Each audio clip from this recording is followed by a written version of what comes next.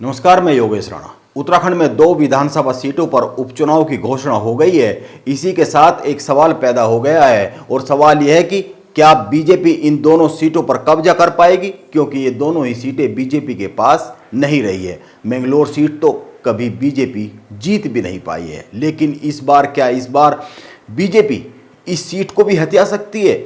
और बद्रीनाथ विधानसभा सीट पर जनता द्वारा चुने गए विधायक राजेंद्र सिंह भंडारी कांग्रेस के चुनाव चिन्ह पर जीते थे। वो इस्तीफा देकर लोकसभा चुनाव के ऐन पहले बीजेपी में शामिल हो गए, जिस कारण उनकी विधानसभा की सदस्यता समाप्त हो गई और अब इस सीट पर भी उपचुनाव घोषित हो गए हैं। अब माना जा रहा है कि बीजेपी बद्रीनाथ विधानसभा सीट पर राजेंद्र सिंह भंडारी को ही टिकट देने जा रही है। इसी कारण सवाल तो यह भी है कि कांग्रेस के टिकट पर जीतने वाले राजेंद्र सिंह भंडारी क्या बीजेपी के टिकट पर बद्रीनाथ जीत पाएंगे? इस सवाल के जन्म लेने की कई सारी ठोस वजह है। आप कुछ बातों पर गौर कीजिए जिससे कुछ तस्वीर साफ होगी। पहली बात, उत्तराखंड में कांग्रेस ढंग से चुनाव लड़ती नहीं रही है, वो आपसी गुटबाजी में उलझी रहती है। इसको आप 2022 के विधानसभा चुनाव के साथ साथ चंपावत उपचुनाव, हरिद्वार जिले में त्रिस्तरीय पंचायत चुनाव और इसके बाद बागेश्वर उपचुनाव और अब हाल ही में लोकसभा के चुनाव में कांग्रेस के जो बुरी तरीके से हारी है, 5 सीटों पर लगातार 3 बार हारी है, और जो चुनाव लड़ने का तरीका रहा है उसको देखकर समझ सकते हैं। पिछले 10 साल से उत्तराखंड में कांग्रेस लगातार हार रही है, हर चुनाव हार रही है। इस बार उत्तर प्रदेश में कांग्रेस को बड़ा लाभ हो गया, लेकिन उत्तराखंड में कांग्रेस के हाथ खाली रहे, कोई लाभ हुआ नहीं। उत्तराखंड में कांग्रेस का एक भी बड़ा नेता चुनाव लड़ने के लिए तैयार नहीं हुआ और जो हुआ उसको चुनाव लड़ने नहीं दिया गया। कर्ण मेहरा हरिद्वार से चुनाव लड़ना चाहते थे, लेकिन उनको वहां से चुनाव ही नहीं लड़ने दिया गया।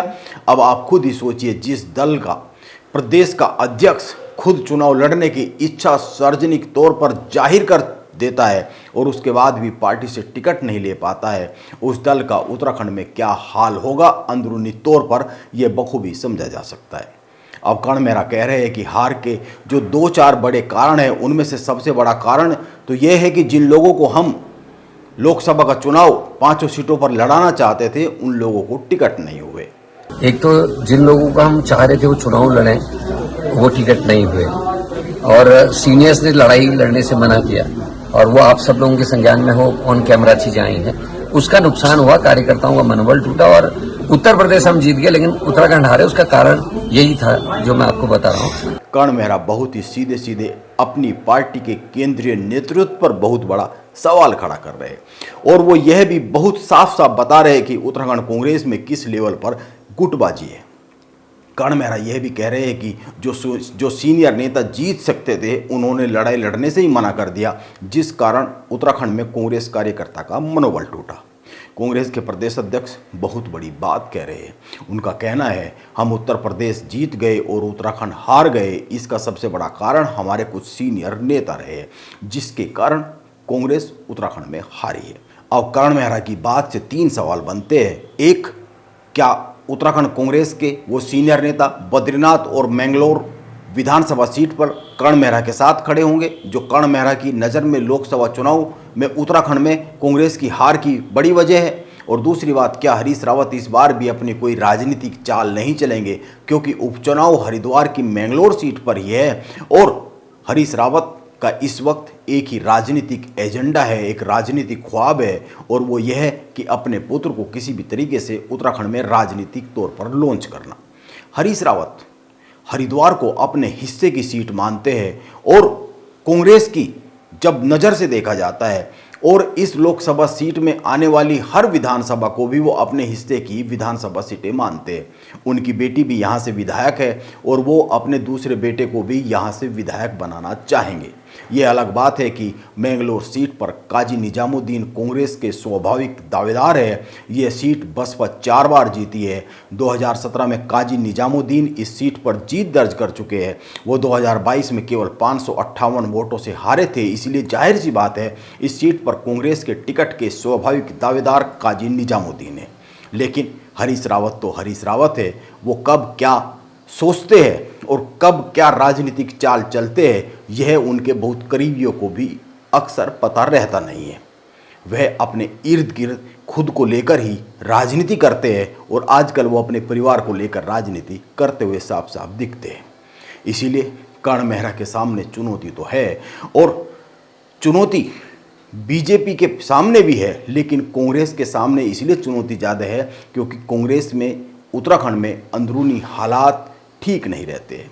ऐसा माना जा सकता है, पिछले चुनाव को देखकर यह साफ साफ देखा भी जा सकता है। उत्तराखंड बीजेपी में इस वक्त पावर का केवल एक ही सेंटर है, पावर का केवल एक ही केंद्र है। दूसरा केंद्र बीजेपी का केंद्रीय नेतृत्व चाहता नहीं है। जब से मुख्यमंत्री पुष्कर सिंह धामी उत्तराखंड में मुख्यमंत्री की कुर्सी पर बैठे हैं, तब से जब से त्रिवेंद्र सिंह रावत के बाद तीरथ सिंह रावत आए और तीरथ को हटाने के बाद जब पुष्कर सिंह धामी को मुख्यमंत्री बनाया गया, तब से केंद्रीय नेतृत्व बीजेपी का केवल उत्तराखंड में शक्ति का एक ही केंद्र चाहता है। और यह बात अभी हाल ही में भी सिद्ध हुई है। नरेंद्र मोदी की नई सरकार में अजय टम्टा को मंत्री पद देकर बीजेपी के केंद्रीय नेतृत्व ने यह साबित कर दिया है कि फिलहाल नेतृत्व उत्तराखंड में कोई नया पावर सेंटर बनाने के मूड में तो नहीं है।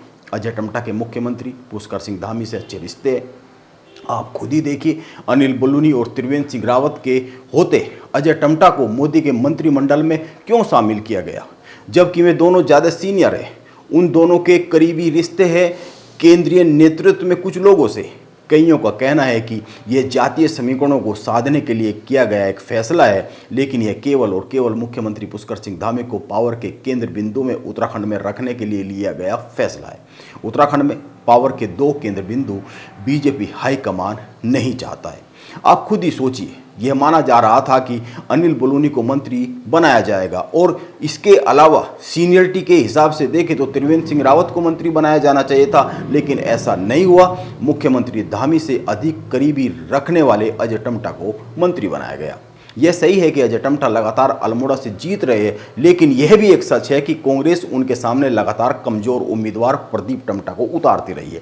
प्रदीप टम्टा लगातार 3 बार से लोकसभा चुनाव हार रहे और वो उनसे विधानसभा चुनाव भी हारे। यह तो समझा ही जा सकता है कि जो लगातार हार रहा है उसका टिकट तो बदला ही जाना चाहिए। यह भी सभी जानते हैं कि बीजेपी में जिन सांसदों के टिकट कटने की बात चुनाव के एन पहले होती थी, उनमें अजय टम्टा का नाम सबसे पहले लिया जाता था। इसके बाद भी अजय टम्टा को मंत्री बनाया गया। अनिल बलूनी और त्रिवेंद्र सिंह रावत का कद उत्तराखंड की राजनीति में अजय टम्टा से बड़ा है, इससे इनकार नहीं किया जा सकता। लेकिन अनिल बलूनी और त्रिवेंद्र सिंह रावत के साथ मुख्यमंत्री पुष्कर सिंह धामी को लेकर किस तरह के संबंध है, इस पर बहुत सी बातें साफ साफ होती है। इस पर बहुत सी बातें अगर आप उत्तराखंड बीजेपी में करेंगे तो कई सारे लोग बहुत सारी बातें साफ साफ कह भी देते हैं। इसीलिए जाहिर सी बात है, उत्तराखंड बीजेपी में अभी पावर का कोई 2 या 3 सेंटर नहीं है, केवल एक ही सेंटर है, और वो है मुख्यमंत्री पुष्कर सिंह धामी। इसके विपरीत कांग्रेस में पावर के 3 सेंटर है, और तीनों सेंटर एक दूसरे को अपनी ताकत का एहसास कराने के लिए जोड़ तोड़ करते रहते हैं। यहाँ तक कि नुकसान पहुँचाने का कोई मौका मिले तो भी नहीं चूकते हैं, चाहे इससे कांग्रेस को ही क्यों ना नुकसान हो जाए। हालांकि जमीनी समीकरणों की बात करें मैंगलोर और बद्रीनाथ पर, तो बीजेपी के लिए लड़ाई इतनी आसान नहीं है, खासकर मैंगलोर पर। जबकि बद्रीनाथ में राजेंद्र सिंह भंडारी के बीजेपी में आने के बाद यहाँ पर समीकरण बीजेपी के पक्ष में कहे जा सकते हैं। अभी हुए लोकसभा चुनाव में भी इस विधानसभा सीट पर बीजेपी को कांग्रेस से करीब 8,500 अधिक वोट मिला है। यह माना जा रहा है कि यह राजेंद्र सिंह भंडारी के आने के बाद हुआ है। और वैसे तो तस्वीर पूरी तरीके से साफ दोनों सीटों पर उम्मीदवारों की घोषणा के बाद ही हो पाएगी, लेकिन कर्ण मेहरा के सामने खुद को साबित करने का एक और मौका बहुत ही जल्दी आ गया है उत्तराखंड में। अब देखना होगा वह अपने संगठन में विरोधियों से लड़ते हुए कैसे इन 2 उपचुनाव को लड़ते हैं, और क्या वो एक बहुत बड़ी लाइन उत्तराखंड की राजनीति में खींचने में सफल हो पाते हैं, या फिर इस बार अंदरूनी लड़ाई के चलते हुए वह चूक जाते हैं। नमस्कार, मैं योगेश राणा।